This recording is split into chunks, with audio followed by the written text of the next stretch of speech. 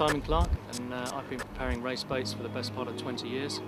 And I'd just like to talk you through preparing a cruising bait prepped up to do the round the island race. Easy way to gain performance with any boat is to make sure that what's under the water is helping you as much as it can. So this is a good example of someone who's spent a reasonable amount of care and attention getting their boat ready. They've either wet sanded or heavily scotched the bottom of the boat to try and get it nice and smooth, and then they've spent a bit of time getting a nice finish with a roller on the bottom, and that's a pretty good finish for a cruising boat. You'd be happy with that. Moving down here, they've spot filled and then added some primer over some of the small imperfections in the keel. He's obviously going to add some anti-fouling on this after he's given it a gentle sand. I'd say this is a very, very good finish for a cruising boat.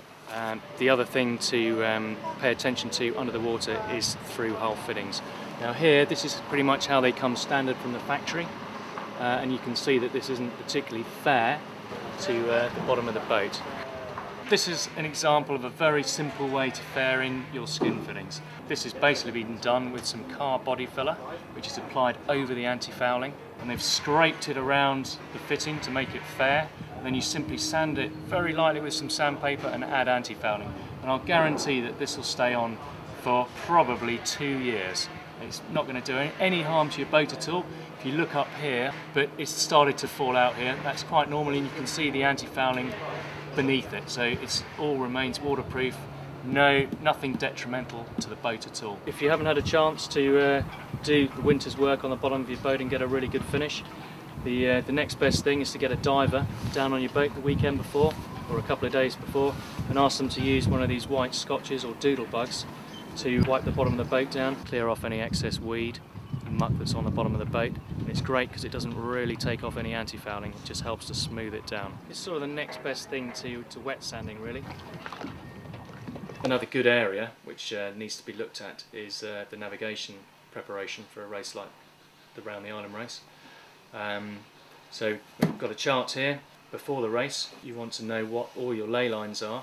If you feel up to it, put them on your chart plotter or in your GPS, so the whole time you're sailing around you know what course the next leg will be, which will help with sail selection. Are we on the making tack? Are we on the losing tack? All these things you can have in the back of your mind. We've got a book called White Hazards, a very important book because if you find yourself inshore, there are an awful lot of obstructions on the way around the Isle of Wight, and this book is used by all navigators on the top boats, although most of them know it off by heart. The ones who don't have probably hit most of the obstructions anyway.